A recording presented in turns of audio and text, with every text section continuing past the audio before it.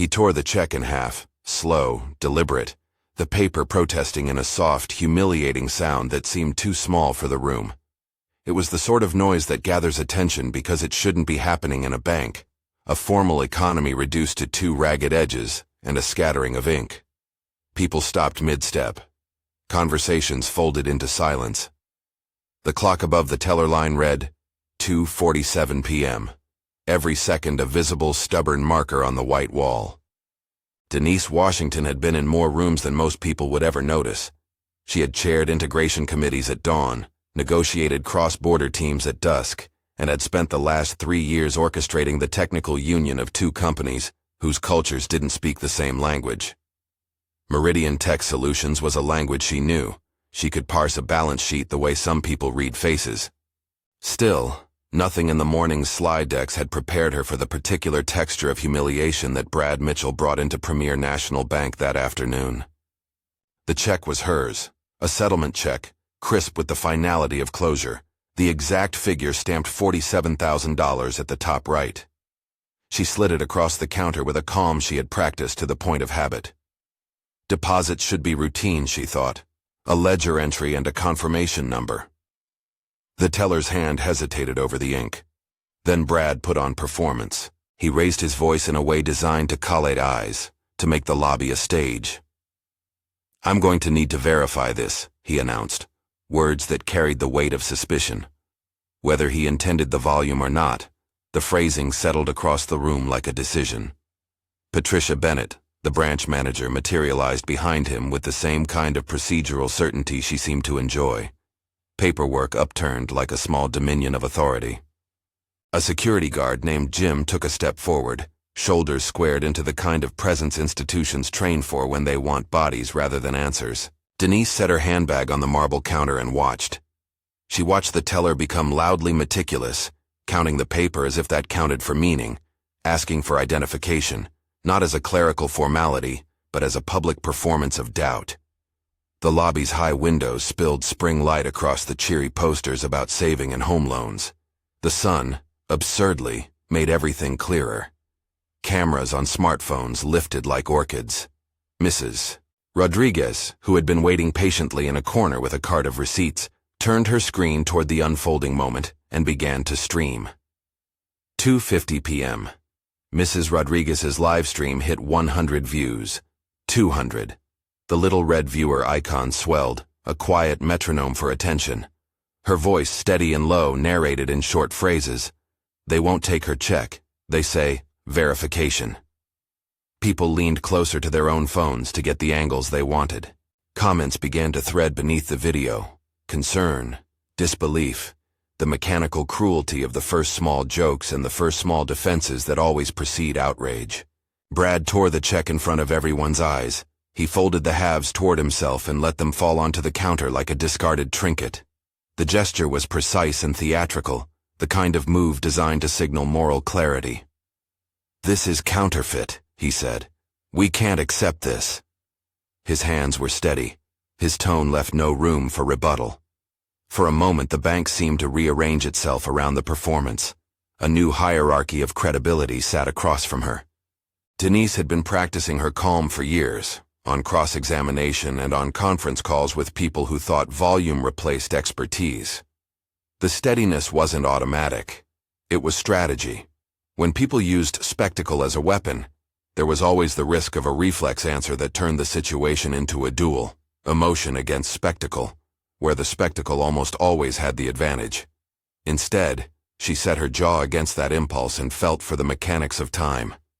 There was the clock over the lobby, and there were the small private decisions that turned a moment into leverage. "Can I see some ID?" Patricia asked, methodical, eyes bright with administrative relish. Jim inched closer, a human buffer between the teller and the woman whose face they had just judged. A man in a suit at the next counter coughed nervously and checked his watch.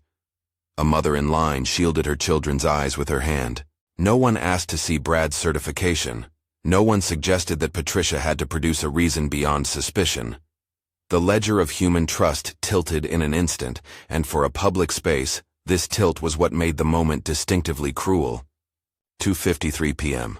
The live stream passed 500 views. The room buzzed with the noise of people recording, whispering, and offering their own provisional verdicts. A teenage observer typed expletives into the comments with the reckless certainty of distance. A neighbor, Mr. Thompson, shook his head and stared at the torn paper. A mother named Ashley, with 2 daughters hunched against her, pressed her phone close to the glass, her lips moving in near silence as she watched another woman made less by the very institution that was supposed to protect her funds. Denise reached slowly into her wallet and offered her ID on her own terms, placing it flat on the polished counter, as if it were a second check. She could have turned the situation into a lecture. Many in her position would have found righteous outrage to be a useful rhetorical tool. Instead, she let the room sit in the hardness of its own assumptions. Let it show itself, she thought. People reveal their structure when they act. Close up, Denise was not untouched by the shame of it. Shame was a chemical, hot and sharp. But she had something else as well. The memory of boardrooms where she had been underestimated for being outspoken, for being the person who would not accept an easy no. She had negotiated with regulators, with a team of lawyers, and with a governing board that favored soft-sell consensus. Those experiences had taught her a particular patience, a way to convert waiting into a kind of probing, to count seconds not as losses, but as data. 2:56 p.m. The live stream climbed past 1,000. Notifications began to ping discreetly on phones in the lobby, people glancing at screens under the table like sailors checking the horizon. The teller doubled down. "I'm doing my job," Brad said louder this time. "We need to make sure this isn't fraudulent." The phrase performed innocence. The phrasing had that slippery quality legal teams are trained to spot. It suggested prudence, but could also stand in for accusation. This was performative authority in its purest bank form, the ritual of papers and stamps, the invocation of policy to mask personal judgment. Patricia, who had been the secretary of order in this branch longer than anyone remembered, reached for a deposit slip and marked it, pending. It was a small administrative annotation that had been elevated into a moral verdict. Denise's hand found the edge of the torn paper. She did not touch it. She did not demand it back. Instead, she folded her fingers around the strap of her bag as if assessing weight. She felt, for a brief second, the reflex to say the unsayable, to call out the assumptions, the racial patterning that leaned on her like gravity. But this moment was not for outbursts. This was for memory and mapping. Who was watching? Who might listen? Who might have influence? And what tools she had at hand? She took a breath and placed one small administrative call, an action with the quiet force of someone who knows the institutional ropes. The call was minimal, a verification line at Meridian Tech, not to summon corporate muscle in a way that would escalate into conflict, but to log the incident and her intent. The woman on the other end, an operations associate who recognized her voice, said the right things. "We see you. Stay where you are." And then the practical things that mattered. Note the teller's name, record the time, record the torn check as evidence. In the background, in rooms Denise knew well, messages would start to unfurl. 2:58 p.m. Live viewers continued to multiply. Mrs. Rodriguez's stream hit 2,000. A line of comments threaded with disbelief and encouragement. "Stay calm, ma'am," and impatience. "Call corporate now," fanned across the screen.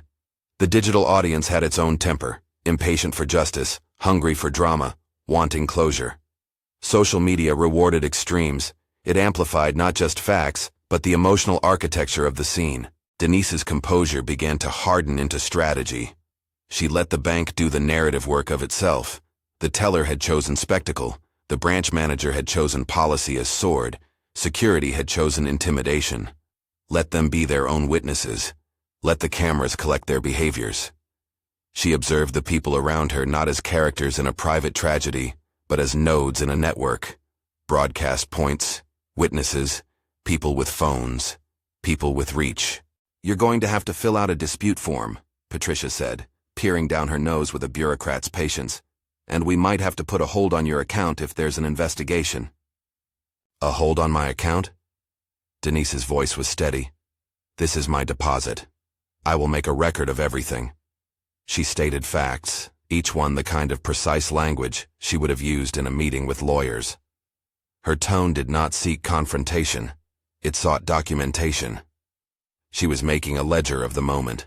On the other side of the room, Jim's posture shifted minutely as someone, perhaps a customer, perhaps an employee, alerted him to the increasing viewer count on that corner of people's phones.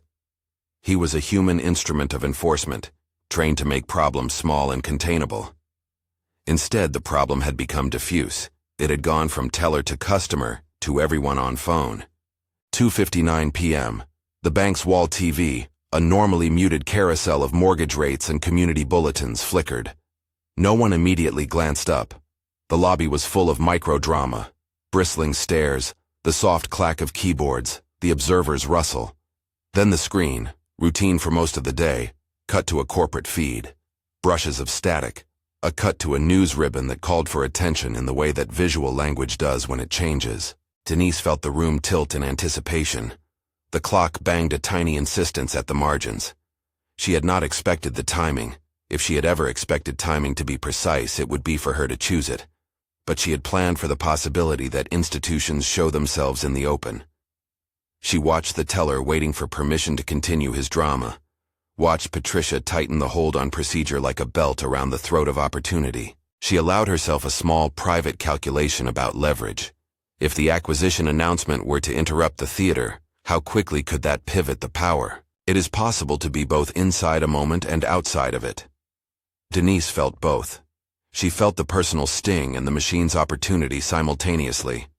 The machine, Meridian Tech's acquisition bells, was something she had helped to build from the inside. There were clauses and signatures and integration teams with binders that felt like small armies. She had spent long nights imagining outcomes and the ethical uses of leverage. She had insisted that when an institution acquired a bank, it didn't just move assets, it moved obligations. If power was going to be made visible that day, she intended that visibility to work for dignity, rather than to compound injury. Mrs. Rodriguez's camera panned closer. "He's tearing up her check," she whispered to her followers, the hush exaggerated for effect. The chat filled with "unbelievable" and with instructions. "Call corporate. This is discrimination." A user called Marcus Johnson, local activist, left a short public message in the thread. "We're watching. Stay safe." Marcus's name carried weight in the neighborhood. When he spoke, community channels amplified. At the other end of town, notifications traced a thin red line through Meridian's operations center. An analyst saw the spike, then another. A pager of sudden alerts sang in a small office where crisis teams were trained to triage reputational damage. Thomas Bradley, a regional director with a line going straight to headquarters, glanced at the feeds his team sent him, both the raw footage and the aggregation of sentiment. He picked up his phone, the lines of his face hardening as he began to read the narrative forming on screens. A minute before 3, the bank's lobby had the quality of a public in which each person was a fragile witness to the habits of strangers. For Denise, the humiliation of the torn check had a precise moral weight. It was evidence of something larger: how institutions trained people to mistrust, how policies became rituals that exempted empathy, how a single employee's assumption could cascade into a public performance of someone's disposability.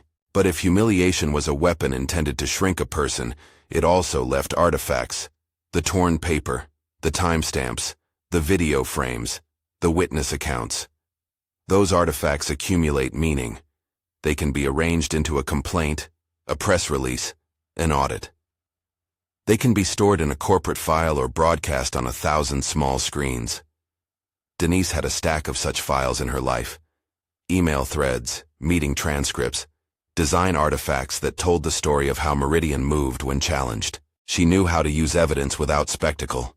The live comments lit up with encouragement. "Stay strong, sis," one wrote. "She's a CEO, right?" asked another, surprised at a detail they hadn't considered. The more people watched, the more likely someone would recognize Denise's face if it had ever appeared in another context. That detail was the kind of small, unlikely vector that sometimes changes the course of a moment. In the architecture of modern public accountability, recognition is a sudden currency, an image, a name, a prior context that reframes present judgments. Denise had not planned to be identified by the public in her private life that day. Her public identity was professional, not performative. Yet she had lived in the flash of corporate portraits and conference backdrops long enough to know that faces circulate. Her son, Jordan, had done some small work on camera, an upbeat spot, a community endorsement that had become part of the bank's promotional reel in recent weeks. It was the kind of thing a public relations team cooked up, a local voice, a familiar smile. Denise knew it existed because public relations circulated things like that to her office during integration briefings. She did not expect, and could not have predicted, that the ad would be the pivot of the afternoon. That knowledge sat like a small, bright coin in her head. It was not a threat. It was an available lever. Power is often quiet and latent until a moment makes it audible. 2:59:30 p.m. The live stream hit 3,000 viewers. A neighbor in line began muttering that they should call corporate. Another argued to keep calm. Someone pressed the silent panic button on their phone. The teller, still flushed with the short triumph of his accusation, kept two rigid hands on the counter as if to hold the scene in place. Patricia returned the torn halves to the little tray, as if preserving artifacts for a future ledger. The wall TV's audio was muted, a small kindness in most announcements, and then, suddenly, turned on. No one had pressed the button. The lobby's little screen was tied to a feed that pushed content across branches. What emerged was a polished sequence, footage of a handshake, footage of a filing cabinet being unlocked with a ceremonial ribbon, a corporate voiceover speaking of synergy and integration. The banner at the bottom of the screen read, in plain sans serif letters, "Breaking. Meridian Tech Solutions announces completion of acquisition." Denise felt, rather than heard, a movement in the room. People adjusted their bodies toward the screen in the way animals glance toward an unexpected sound. The raw calculus of the moment shifted. Spectacle met spectacle, procedure met power. The quiet hum of phones grew louder. 1,000 small devices checking the same audio-visual fact. She had minutes, less than that, to choose how the appearance of corporate power would be arranged. She had at her disposal the cumulative authority of a company and the moral authority of having been wronged. She had, in the form of a torn check and a live record, concrete indicators of an institutional failure that had been enacted by local staff. And she had the knowledge that the public moment of acquisition would, if configured rightly, turn the tables on the theater being performed in that lobby. A camera cut in the corporate reel, and for the briefest moment, one blink, a familiar face crossed the screen.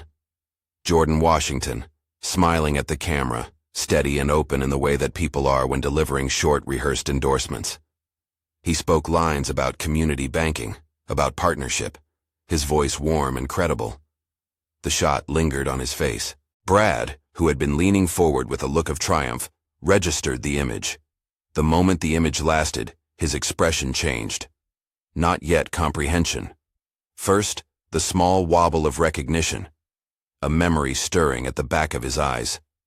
Patricia's posture shifted, her practiced procedural mask cracking under the light of something that resonated beyond the ledger. Jim's jaw tightened, the shape of a man accustomed to acting without context, recalibrating in a single second. People in the room made the same tiny private calculations that make up public life. Have I seen him before? Is that the same family? The live chat erupted with variations on the same astonishment. That's her son, someone typed. No way, said another. Viewers began to replay the clip on their phones, squinting at pixels, hunting for detail. Denise watched the faces change as if they were a tide. Initially small ripples, then the sweep of recognition that undermined the performance of authority. She felt something like a cold, discreet vindication settle into her chest. It was not triumph. It was the careful calculation of someone who had always believed that systems, when exposed to light, could be made to account for themselves. But exposure alone was not enough. She knew exposure needed to be arranged. Witnesses needed to be asked to frame what they'd seen. Evidence needed to be preserved. Remedies needed to be shaped into demands. At that precise point, the announcement continued. Language about integration, about combined strength, about responsibilities to customers and communities. The words were corporate platitudes, but in their blandness, they contained a leverage she intended to use. The acquisition meant that Meridian would now be responsible for what Premier had done. The announcement made the network visible. The lobby for a moment held its collective breath. The narrative that Brad and Patricia had been writing, one of suspicion and public shaming, was colliding with a narrative that suggested institutional oversight and accountability. It was a collision that could go either way. Denise steadied herself. She began to speak, low and careful, into Mrs. Rodriguez's microphone and into the phones pointed at her. "Everything I'm saying is being recorded," she stated. "Simple, clear. This is a deposit. This is my property. I will be filing an official complaint." The words hung between them like a new, deliberate act. People recentered their attention. Phones adjusted focus. On the corporate feed, Jordan's clipped endorsement was already making a new kind of evidence.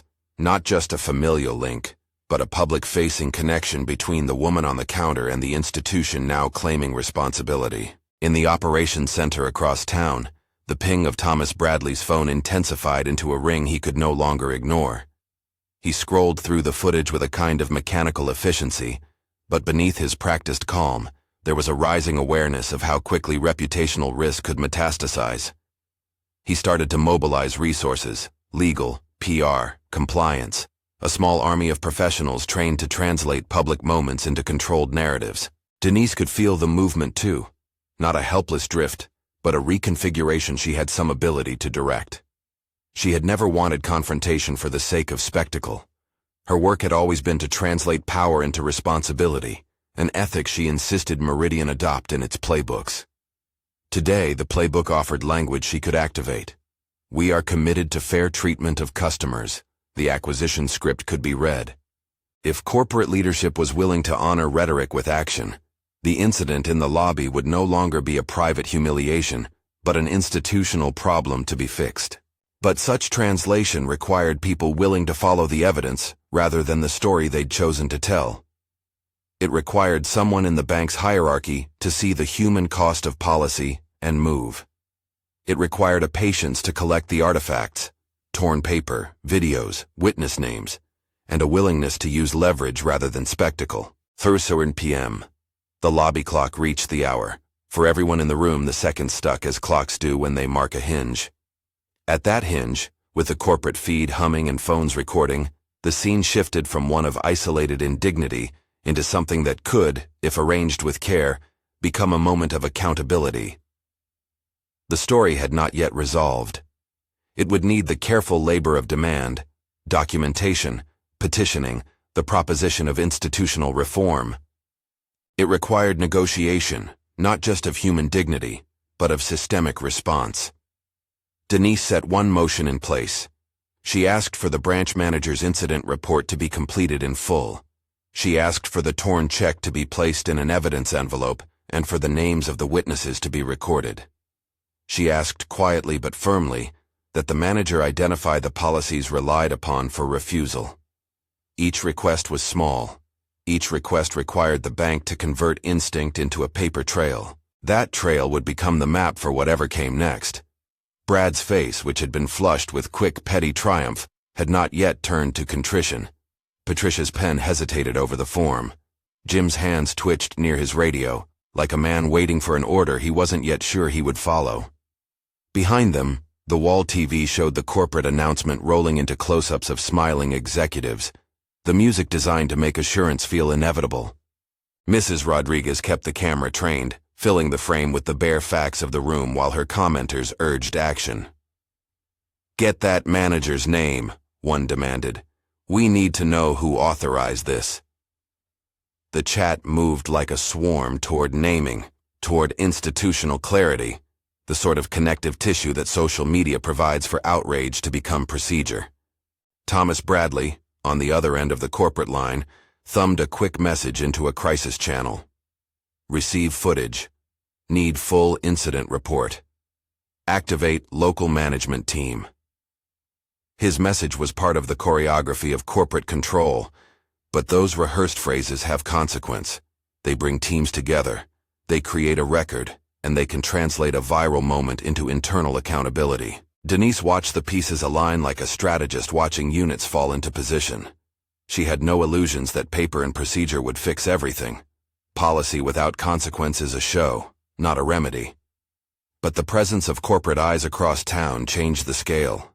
It was now a matter of who would be responsible for doing what, and within that, whether the consequences would be proportional and focused on institutional repair. The torn check lay on the counter like an accusation that had been cut into two. For many in the room, it would be a simple item to be filed away. For Denise, it was a piece of evidence that could be placed into a larger ledger, not to punish for the sake of punishment, but to create a justification for concrete reforms, audits, bias training with measurable outcomes, monitoring and community reparations of a kind Meridian had been experimenting with in other contexts. She intended to name those reforms, not to grandstand but to propose a practical path forward, one that used the leverage of acquisition to demand better behavior. The lobby's air felt thin with possibility and peril. The next moves would determine whether the scene resolved into a private humiliation, forgotten between close of business and weekend reruns, or whether it became a turning point that demanded institutional recalibration. Denise had been wronged, yes, but she was also in a position to convert that wrong into a systemic question. How would a newly integrated Meridian ensure that staff in acquired banks did not weaponize policy against customers whose only crime was their race or their quiet presence in the world? As the clock ticked toward the immediate aftermath, the interviews, the internal memos, the calls from legal, she allowed herself a single private calculation. There was power in the recognition that had just passed across the screen. Power rearranged the moral ledger. Recognition had pried the scene open. It was up to her to fill the space with demands that had teeth. When she spoke again, her voice did not carry the heat of rage. It carried instead the precise force of someone translating outrage into requirements. "I want this documented," she said. "I want the incident report. I want the names of witnesses. And I'm going to lodge this with the new corporate management." The human textures in the lobby reacted like a live experiment. Some faces softened, others steeled. Brad's glare lingered and wobbled as he tried to reorient his position in light of the new narrative forming. Patricia's cheeks colored with a small, private calculation. She was a steward of process, and also a vulnerable actor in a system being refocused under corporate eyes. Outside, the neighborhood murmured with its own interpretations. Marcus sent messages into neighborhood groups to galvanize observers. Mrs. Rodriguez's stream continued to gather viewers, now a careful archive rather than a spontaneous beat of outrage. The material of the incident, torn paper, witness statements, video frames, grew heavier with each second, accumulating into a bundle of things that could be levers for change if used with care. Denise's phone buzzed once, a text from a colleague acknowledging they'd seen the stream and were mobilizing an internal alert. Another message was a terse note from a member of Meridian's PR team promising someone would be on the line. These were small, procedural things, but she felt them as the clearing of space. When institutions move, they do so through paper and people. Those are the channels she knew how to influence. She folded her fingers around the strap of her bag once more, a small motion of gathering. Around the counter, the lobby's drama continued to simmer. Voices downplayed, hands smoothed, forms filled out in the quiet coping ritual of bureaucracy. The clock moved on, each tick a small promise of more to come. The wall TV's footage cycled back to corporate faces smiling in rehearsed cadence. Jordan's image lingered in a frame that would not be forgotten by the people in the room. That image had opened a door, an unexpected vector through which private humiliation might become public accountability. Denise admitted silently that luck had its place. But luck coupled with preparation, she believed, yields agency. She had both. She had been built by years of preparation, and now had the chance to use that training in a way that might protect others. She did not overreach. She knew how often righteous indignation wants an immediate win. She had long ago traded the illusions of instantaneous justice for the work of shaping systems. Now she had a live, living problem in front of her. People had watched, they had recorded, the institution was newly responsible. There would be a negotiation. There would be demands written in crisp, uncompromising language. There would be witnesses who could provide context. There would be a moment, soon and decisive, where the power dynamic would either be redrawn or reasserted. For now, the clock read 3:01 p.m. The corporate feed on the wall hummed an almost indifferent music. Phones continued to record. Mrs. Rodriguez's voice held steady as she narrated the next steps for her viewers. They took the check. She asked for a report. People in the lobby who had not cared before now leaned in as if to receive instruction on how to respond to civic wrongs committed in their midst. The architecture of civic accountability was improvising itself under the light of small screens. Denise made a small, deliberate choice. She would not let this end at a viral moment. She would arrange what came next with the discipline of someone who knew how to wield institutional procedure. She would translate indignity into demands, and demands into a plan for repair. That plan would begin with documentation and proceed into public statements and internal audits. It would require people to do their jobs in good faith in the next hours and days. But before any of that happened, before memos flew and compliance officers convened, the lobby needed to hold still for one more thing. Recognition needed to be acknowledged aloud. She turned her attention back to the wall screen where Jordan's face had been seen, and to the room that had just been shown the mismatch between local suspicion and institutional reach. She would ask the question that shifted the scene from spectacle to accountability. "Did anyone in this branch recognize the person in that advertisement?" she asked, voice even, scanning faces. Her question was not an accusation. It was a way to give people the opportunity to name what they'd just seen. She was asking them to do what institutions often fail to require, to be truthful about what they had done and why. A few heads bowed, then lifted. The room prepared to answer. The next movements would be small, consequential, and public, answers that would either admit an error or defend an action. Whatever those answers were, they would be recorded.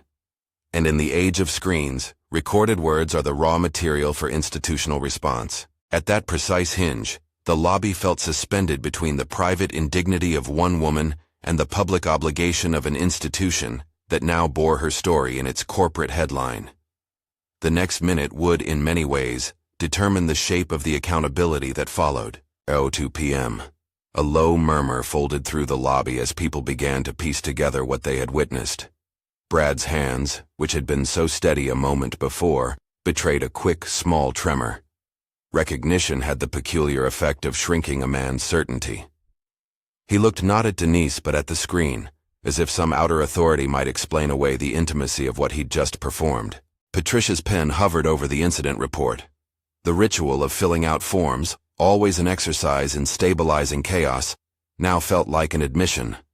Her handwriting tightened, as if the letters might hold less culpability if they were contained neatly. Jim kept his hand near his radio, but his posture had softened. He had been trained, he realized, to respond to the appearance of danger rather than the facts of it. The cameras had already recorded the difference. Mrs. Rodriguez kept talking softly into her stream, narrating the slow turn of events with a voice that had never sought the limelight and now found itself wielding it. "They just put the torn check in the evidence envelope," she said. And the chat chimed. Names requested, police numbers suggested, anger advised, compassion offered. Someone posted a screenshot of Jordan's frame. The comment, "That's her son," pinned itself like a stone in the chat, altering the current. 3 p.m. Messages from Meridian's crisis channel lit like a constellation across the operations center. A junior analyst forwarded the lobby footage to Thomas Bradley with the subject line, "Urgent, branch incident, possible discrimination case." Thomas watched the clip in real time, and the same mechanical calm that served him in boardrooms loosened as the implications became clear. This was not a tidy PR scenario. It was an incident that implicated staff behavior and customer treatment in a branch the company had just assumed responsibility for. Thomas dialed. His voice, when it came through the thin receiver in Denise's pocket, was practiced, soft but urgent. "Denise, we see the footage. Are you okay?" "Yes," she said. "I'm fine. I'm documenting everything. I want a full incident report completed and all footage preserved." "Understood," Thomas replied. He paused as his team began pulling internal contact lists, legal, HR, local management. "We're mobilizing a response unit. Please stay where you are. Do not engage in anything that could escalate physically. We will handle this." His language was corporate, precise, meant to create a buffer between outrage and procedure. Denise heard the offer of help and, more importantly, the promise of action. She felt the pressure in a new register, not just personal, but structural. The acquisition notice on the wall had been more than rhetoric. It had created corporate obligations that Thomas could now translate into action. 3:04 p.m. A young compliance officer from Meridian arrived, not in person, but on a live-streamed video call projected briefly on the lobby screen. It was a stopgap move, protocol before boots on the ground. Yet the sight of an external face speaking in calm, institutional terms introduced new dynamics. "We are treating this with full priority," the officer said. "Preserve all footage. Do not delete. We will send a team." Denise could feel the room contract around the sound of those words. She asked for a list of witnesses, names, and contact details. She requested that the torn check be secured in an envelope with her name and the timestamp written across it. Small things, she knew, stacked into undeniable proof. 3:05 p.m. Mrs. Rodriguez murmured to her viewers. "They're calling corporate. They put the check in an envelope. She said she's filing a complaint." The lobby was no longer simply a place of commerce. It had become a strangely democratic theater where the instruments of public life, phones, voices, corporate pipelines, intersected. The witnesses did what witnesses do. Some wanted to preserve anonymity. Others wanted to stand up. Marcus Johnson, who had been watching the stream from his phone at a cafe across the street, texted friends and community leaders. "We need a presence, not to escalate, but to document and support." Within 20 minutes, a small crowd gathered outside the bank's front doors. Neighbors, activists, curious onlookers. They kept distance, respectful and vigilant. The lobby's plexiglass separated them physically, but not morally. Their presence sent the signal that this was not a private spat but an event worth communal attention. 3:08 p.m. The corporate feed returned again to the acquisition announcement. Meridian's logo glowed. The script about responsibilities and customer care filled the room like a bland promise. But the words no longer floated in a vacuum. They hung beside a live record of staff humiliating a customer. That juxtaposition turned slogans into leverage. Denise chose her move. She asked to speak with the branch manager, Patricia, right there, in front of witnesses and the preserved footage. The request was not theatrical. It was a formal demand for accountability within the branch's chain of command. Denise wanted the bank to respond in the light of what it now publicly claimed to be committed to. Patricia, her cheeks a faint pink, met Denise's gaze. "We followed policy," she began, the rehearsed phrase slipping out like an incantation meant to protect the giver from doubt. "We have to verify suspicious deposits." "Then show me the policy," Denise said steady. "Document which policy led you to tear my check and to place a hold on my deposit." There was a pause. Jim shuffled papers in his hand, as if the physicality of bureaucratic artifacts might ward off complicity. The lobby recorded the moments with a mechanical, unblinking memory.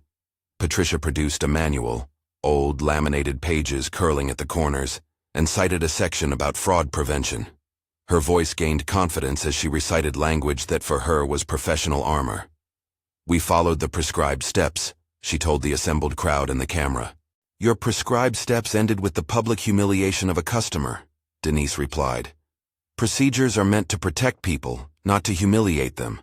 You are required under the new integration protocols to prioritize equitable treatment.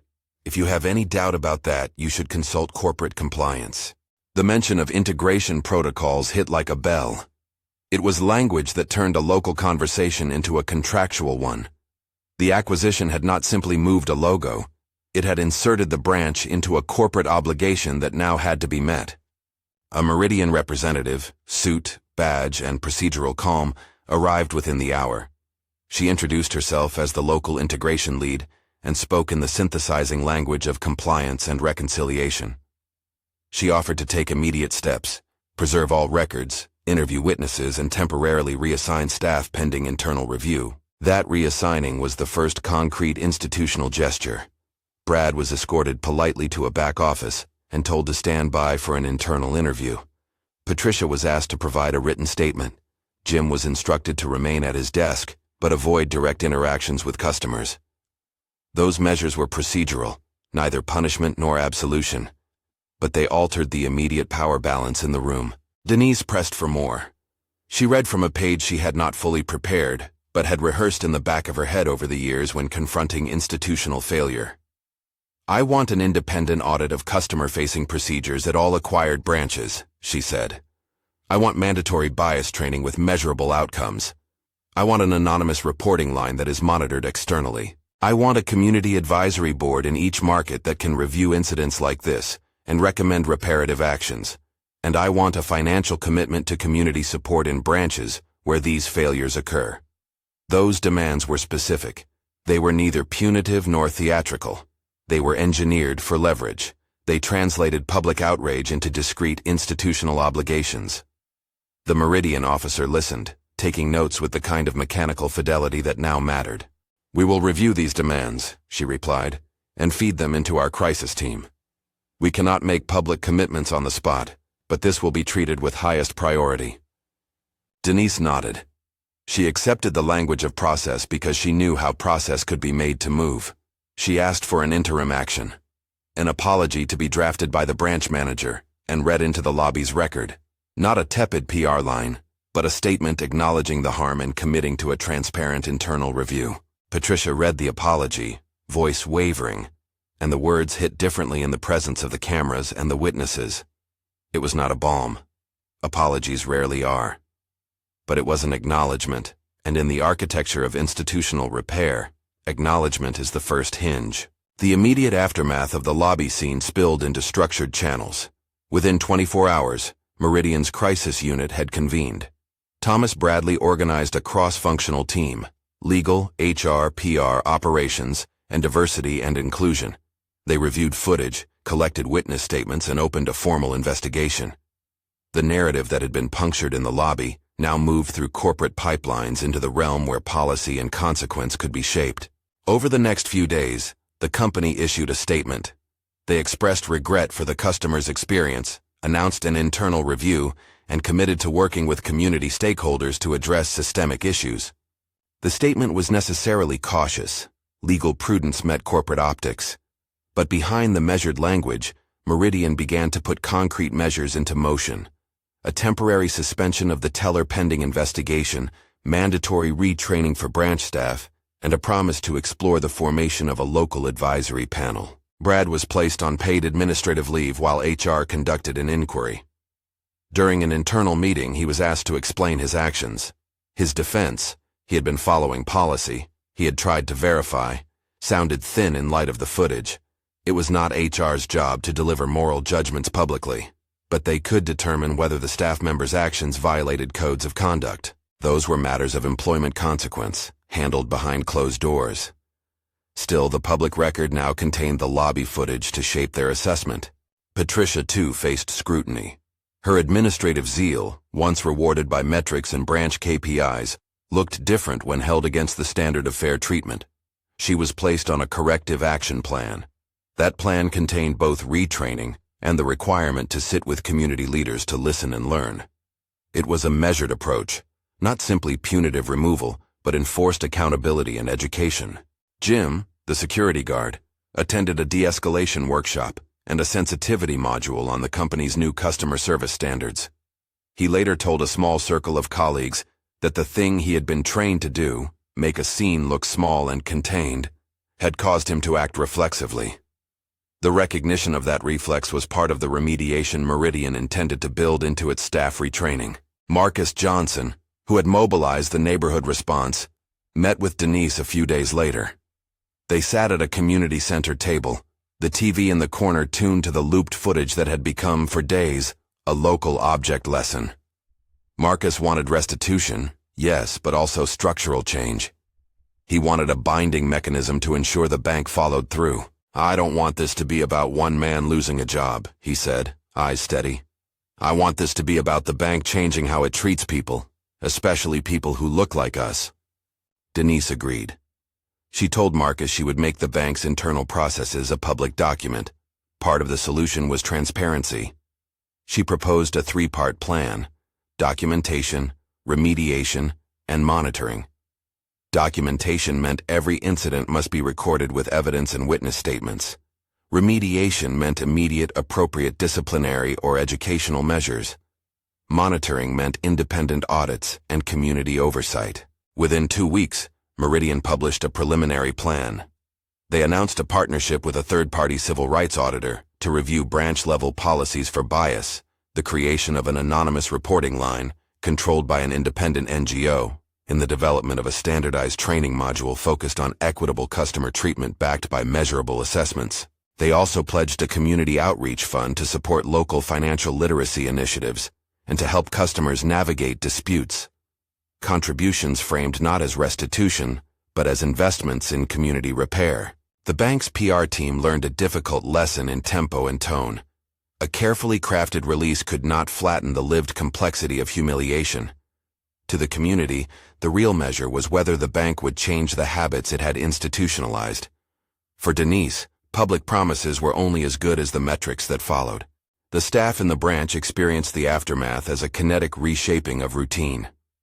Managers who had once prized speed and low friction in transaction processing now spoke repeatedly about customer dignity in staff meetings. New signage in the lobby framed a simple policy. Customers have a right to respectful treatment. Fewer things in corporations change as quickly as the wording on a sign. Language can be a small lever. It signals to staff and customers that expectations have shifted. Jordan, whose brief promotional spot had become the pivot, contacted his mother privately before speaking publicly. He was unsettled by the unwitting role his image had played, but resolute that he would support reform. He met with Marcus at a town hall meeting, packed, respectful, and televised locally, where community members shared stories of exclusion and humiliation at branches across the region. Jordan spoke in the hall, not as the face in the ad, but as the son of the woman whose dignity had been challenged. His words were simple. "My mother deserves better," he said. "So do our neighbors." He urged the bank to move beyond statements to concrete timelines and transparent reporting. Mrs. Rodriguez, who had unintentionally become a documentarian of the event, found herself interviewed by local reporters. She had not sought fame. She had been an ordinary customer with a phone. Her modest camera work made her a kind of civic witness. She advocated for careful use of smartphone recording, not for spectacle, she insisted, but for accountability. Her stream, which had started as idle documentation, became a model for community vigilance. Meridian commissioned an independent audit. The auditors mapped patterns of customer service, analyzed training modules, and reviewed past complaint logs. Where patterns of bias emerged, not just in this branch but in a handful of others, remedial measures were proposed. The company also committed to publishing an annual diversity and inclusion report that included data on customer complaints and outcomes, a transparency step meant to render the institution accountable across time, rather than in a single sensational moment. Some observers called what happened the Washington method, a shorthand that Denise herself resisted. She preferred strategic documentation and leverage. But if naming is a social shorthand, then the components of the method were clear. Remain composed in the moment, collect evidence, activate institutional pipelines, and translate personal indignity into policy demands that could be monitored. Not all consequences were tidy. Some employees left quietly, others resented public attention and sought transfer. Brad, after an HR investigation, had his employment terminated for violations of conduct. The company issued a statement noting that personnel actions had been taken following an internal review. Patricia accepted a position at another branch after completing a corrective program. She also, privately and painfully, admitted to friends that she wished she had acted differently. These personal outcomes were not mere moral spectacles, they were the human consequences of a public failure. Corporate systems had a way of moving people through them. Sometimes change was education, sometimes removal, sometimes enforced reflection. The public conversation broadened. Journalists and commentators used the lobby footage as an exemplar of how customer-facing policies can be weaponized when applied selectively. Training companies were flooded with requests for implicit bias modules and de-escalation training. Some regional banks began voluntarily auditing their own branches. But Denise cautioned against seeing this as a universal formula. One incident does not solve systemic problems, she told a televised panel. This is about sustained commitments and independent oversight. We should be careful not to fetishize a viral moment. Within Meridian, change required more than press statements. Operational metrics were rewritten to value customer dignity as a performance indicator. Rather than measuring just transaction speed and error rates, branches were evaluated on escalations, complaint resolution timelines, and an index of customer satisfaction tied to fair treatment. The new metrics had teeth. Bonuses tied to purely numerical goals were modified to include these qualitative measures, thereby aligning staff incentives with equitable outcomes. Denise spearheaded a new internal program, the Customer Equity Initiative. It was a cross-functional effort combining compliance, HR, and community affairs. The initiative set out a roadmap: immediate disciplinary actions where warranted, mandatory retraining within 90 days for staff in all recently acquired branches, the creation of an independent customer advocate office, and a pilot program in selected markets where community advisory boards would have the power to recommend remedial measures in persistent complaint cases. She insisted that the independent auditor's findings be public. That transparency, she argued, would give the community the ability to hold the company to its commitments. She did not claim perfection. She framed the initiative as iterative, policies tested, measured, refined. The narrative arc of the lobby incident moved outward, from one branch to a network. Local civic groups raised questions about the efficacy of training alone. They demanded accountability mechanisms that could not be undone by corporate shuffle. Meridian responded with pledges to form a panel including community representatives with the authority to review complaint outcomes. The days that followed included hours of negotiation. Denise sat in long calls with Thomas and Meridian's general counsel. They spoke about standards, about the practicality of rolling out training at scale, about how to measure bias reduction without inventing false metrics. They spoke of costs, timelines, and the danger of symbolic gestures that mask lack of progress. These discussions were not glamorous. They were the plumbing of institutional reform. Denise used the vocabulary of operational conversion, measurable outcomes, independent verification, and community accountability. One recurring theme in these conversations was the question of repair. What did repair mean in this context? For Denise, repair was not about punitive spectacle. It was about creating procedures that would prevent the next public humiliation. It meant redirecting corporate power from solving PR problems to fixing experiential failures for customers. It meant ensuring that a bank's promise to the community had enforceable components: audits, reporting, and independent oversight. Marcus and other community leaders insisted that repair include visible investments in the neighborhoods most affected. Meridian's Community Outreach Fund was reframed as reparative, support for local credit counseling, grants for small businesses historically underserved by banking services, and sponsorship of financial literacy programs in schools and community centers.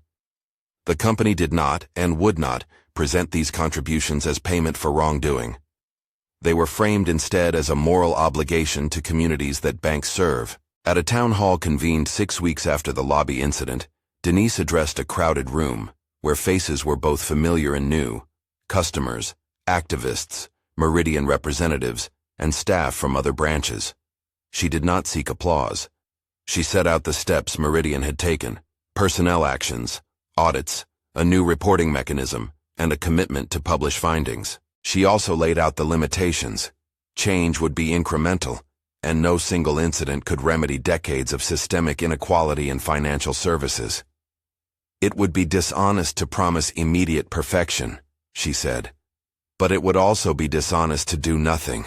We are accountable to this community. We will measure progress, we will share what we learn, and we will let the community be part of the assessment. Her words were not rhetorical flourishes but procedural commitments. The town hall included a Q&A where residents described their experiences with banking and proposed concrete suggestions: extended branch hours, multilingual staff, and staff rotations to reduce the concentration of positional power at tight-knit branches. Meridian absorbed this feedback into operational pilots. The Washington method, document, leverage, require, began to be tested in practice. Independent auditors published a report indicating areas where policy language had allowed discretion to become prejudice. Meridian adopted more prescriptive guidelines on when holds could be placed on deposits, required second-party review for high-value transactions in certain conditions, and instituted a rapid escalation for any instance where a customer complained of discriminatory behavior. These measures were imperfect and contested. In staff surveys, some employees reported anxiety about increased scrutiny, others welcomed the clarity. Some customers reported satisfaction with the changes, others remained skeptical, watching the metrics to see whether promises were fulfilled. Brad's departure rippled in small ways. Some in the neighborhood cheered. Others saw the firing as necessary but insufficient. Discipline without structural change would leave the system intact. Meridian recognized that punitive measures could function as a release valve for public anger but not as deep repair. Patricia's trajectory illustrated another truth. People are often products of systems. Her transfer and retraining were framed as both consequence and opportunity, an attempt to convert error into a learning moment. She later wrote a letter to Denise, short, contrite, private, expressing regret and acknowledging the ways in which training had failed to prepare staff to question instinctive judgments. Mrs. Rodriguez, still modest, continued to live-stream community events but with a new sense of responsibility. She began a modest project teaching neighbors how to document encounters that felt unfair, what to note, how to save time-stamped footage, how to collect witness statements without escalating conflict. Her effort was grassroots civic tech, small, practical, empowering. Jordan, too, found himself in a changed role. His appearance in the ad had been an accident of corporate timing. His choice afterward was deliberate. He began volunteering with local financial literacy programs and used his platform to talk about dignity. He never wanted the story to be merely about his face in an ad. He wanted it to be about the systems that touch people's lives daily. The press covered him for a few cycles, but he remained focused on the community work that had made the incident consequential. As months passed, Meridian began to publish a quarterly update on the initiative. The reports included numbers: how many staff had completed training, the number of complaints received and resolved, the number of branches that had adopted new policies. Numbers do not tell the whole story, but they make things auditable. Denise insisted on metrics that mattered to the community: time to resolution, independent audit findings, and the percentage of complaints that led to concrete procedural change. Other banks watched. Some adopted similar audits. Some called for careful study before broad adoption. Change, when it crept through an industry, seldom moved in a straight line. It was, more often, a series of small commitments that coalesced, then fragile, then strengthened by accountability mechanisms. In quiet moments, Denise reflected on the odd geometry of the incident. Power revealed itself in two forms that day: the local power of a teller, to humiliate someone in his immediate sphere, and the corporate power that could be marshaled to repair that harm. The lesson she repeated privately to colleagues was not the cynical one, that luck or PR can fix everything, but the strategic one. Be prepared to convert a public moment into long-term structural change. That required patience, evidence, and the discipline to avoid letting quick vindication substitute for systematic solution. There were nights when she wondered about the limits of what one could do from within a corporate structure. The acquisition had placed Meridian in a position of potential accountability, but the inertia of profit motives and bureaucratic caution was real. The only counter to that, she believed, was persistent public attention and the creation of binding metrics that translated ethical intent into operational checks. 1 year after the lobby incident, Meridian convened an external review panel including academics, community leaders, and civil rights auditors. The review was not a show. It stemmed from the commitments made in the weeks after the incident. The panel reviewed progress and recommended refinements: regular community audits, an independent ombudsperson, and a public dashboard of customer complaint metrics. The company accepted many of the recommendations and set public timelines for implementation. Individuals within the bank changed as well. Frontline employees were trained to ask simple questions, to avoid immediate assumptions, and to call for a second opinion in ambiguous situations. Managers were evaluated on community engagement alongside revenue. The subtle habits of suspicion that had allowed the lobby incident to occur were not erased overnight, but the institutional appetite for those habits had been altered. For the neighborhood, the event ended up as a form of civic education. It taught residents that recording, documenting, and creating public pressure could translate into structural change. It also taught them the limits of such interventions. Pressure must push through channels that lead to sustained oversight, not merely the fleeting satisfaction of seeing a wrong called out. Denise's role in the aftermath remained steady and strategic. She refused to posture. She focused on measurable outcomes. When asked why she had not made the encounter about anger, she replied simply, "Anger is understandable. Strategy is more useful."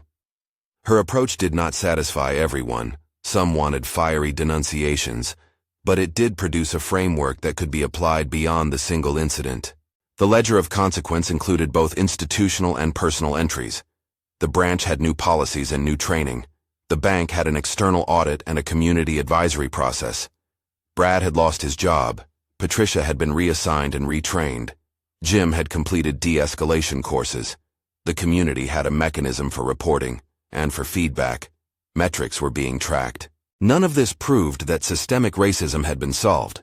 It proved only that a particular incident had been met with a set of institutional remedies that had the potential to reduce recurrence. In the quiet that followed, Denise preserved the two halves of the torn check.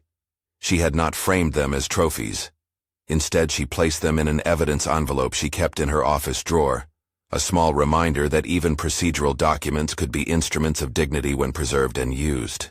Later, at the suggestion of community members, the bank placed a framed copy of the incident report in the branch's community room, an awkward monument to humility and a reminder that policies could be improved.